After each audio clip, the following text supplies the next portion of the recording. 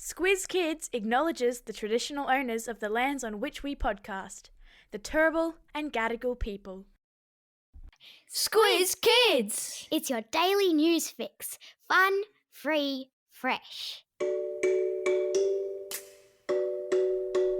Hello and welcome to Squiz Kids Today, your fresh take on what's happening in the world around you. I'm Bryce Corbett. It's Monday, March 27.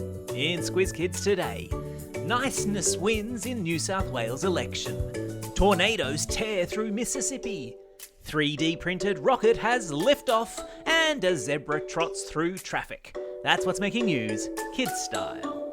The lowdown. New South Wales woke yesterday morning with a new premier, and the country woke, pleasantly surprised that Niceness appeared to have returned to politics. Dad of three, Chris Minns, led his Labor Party to victory in the state election at the weekend, becoming the 47th Premier of New South Wales. And while there were a lot of highlights around which party won which seat and which candidate from which corner of the state would be heading to Sydney to represent their community in Parliament, one of the most notable things to come out of the election was how polite and civil the two men competing for Premier were towards one another. Speaking after his loss, outgoing New South Wales Premier Dominic Perrottet said he wanted all people from his party, anyone who supported him, to get behind his opponent and help him now to govern. For his part, the new Premier congratulated his opponent for running a good, clean campaign, for serving his state as its leader, and for being so very gracious in defeat. Neither party took the low road, neither political party took the low blow, said the new Premier Chris Minns. I think it can be a model for the way democracy is done right across this country. I can't say that every election campaign in the future will be conducted the same way, but from now on, no one will be able to say that it can't be. So, why is any of this a thing? Because election campaigns can get pretty nasty, with opponents saying lots of unkind things about each other as they try to win. Vote 1, kindness, people. Don't forget, if you're keen to get your civics on, Squiz Kids has produced an excellent 4-part podcast series with our friends at the Museum of Australian Democracy, explaining elections and Parliament and how our system of government works. It's called The Sensational World of Civics, and you can find it by searching our podcast feed or via our website, squizkids.com.au.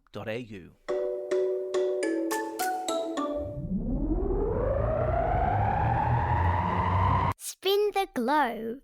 Each day we give the world globe a spin and find a news story from wherever it stops. And today we've landed in Mississippi, which is a state in the Midwest of America, where a tornado has torn through the state and left a trail of devastation.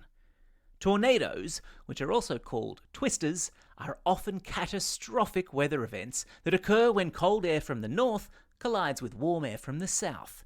I've stuck a video explainer in today's episode notes. The collision of air masses causes a massive funnel of twisting air which can reach speeds of hundreds of kilometres an hour and drop down to earth, sweep across the landscape and pick up and hurl around everything in its path. Cars and trucks were picked up and thrown, roofs were ripped from houses, and entire factories were flattened by the tornado. And with more storms and hail predicted overnight, the people of America's Midwest were yesterday bunkered down, waiting to see what Mother Nature still had in store for them. To any Squiz Kids in that part of the world, stay safe.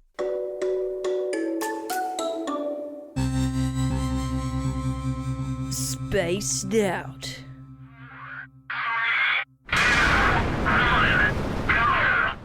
We have liftoff.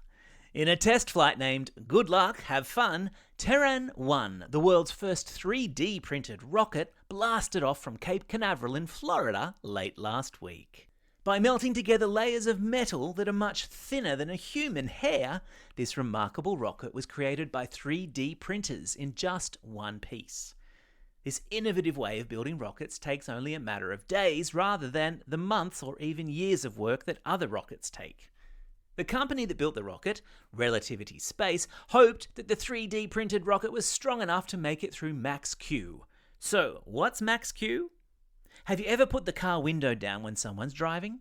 It takes a little bit of effort to keep your hand near the window and to stop it from just flapping around, right? Well, about a minute after launch, the rocket is going really, really fast and has lots of air pressure pushing against it. The point where the pressure is greatest is called max Q. And the rocket made it through without falling apart. Yay! Unfortunately, during the next phase, the engines shut down, and rather than launching into orbit as was hoped, the rocket crashed into the Atlantic Ocean.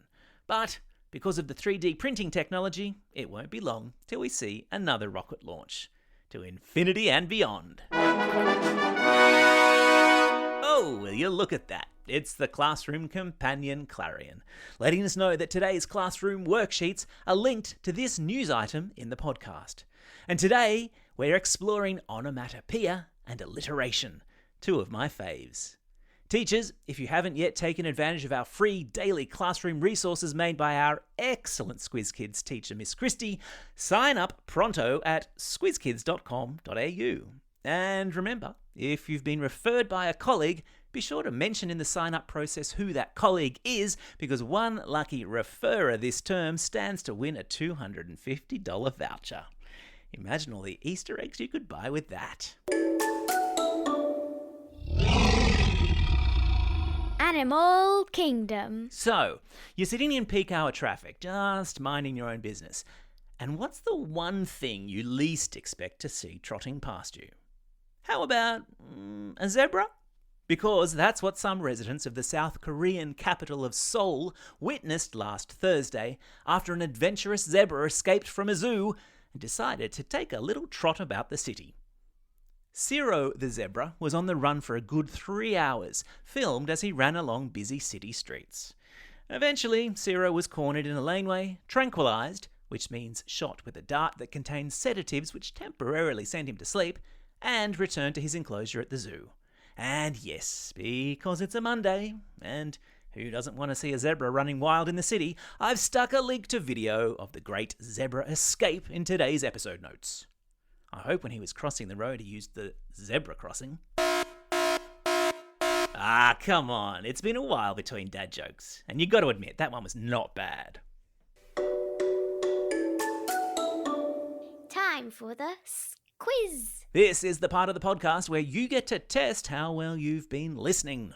Question number 1. What sort of massive weather event has caused destruction in Mississippi? Yeah, that's right, it was a tornado. Question number 2. What's the capital of South Korea where Ciro the zebra did a runner? Yeah, that's right, it's called Seoul. Question number 3. What was used to make the rocket Terran 1? Yeah, that's right, it was a 3D printer.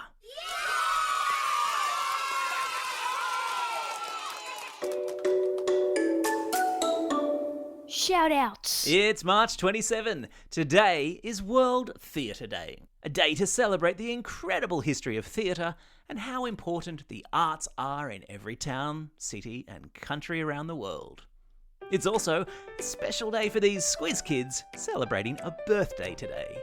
Jax from Uruga, Cameron from the Gold Coast, Liam from Forest Lake, Ashmeet from Helensvale, Estelle from Appin, Aidan from St Peters, Hunter from Gladstone, Kaio from Narrowena, Naomi from Rochdale South, Cade from Shepparton, Derek from Mildura, and Jacob, who's listening all the way over there in Singapore.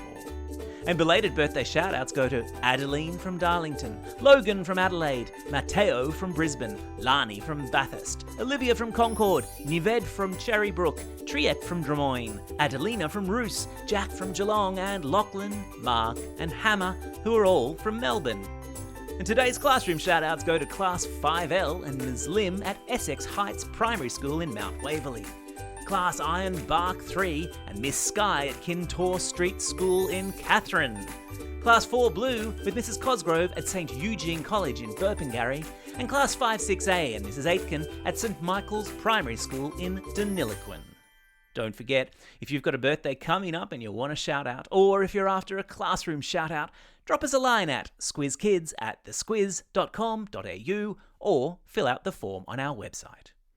Well, that's all we have time for. Thanks for listening to Squiz Kids today. We'll be back again tomorrow. In the meantime, Get out there and have a most excellent day.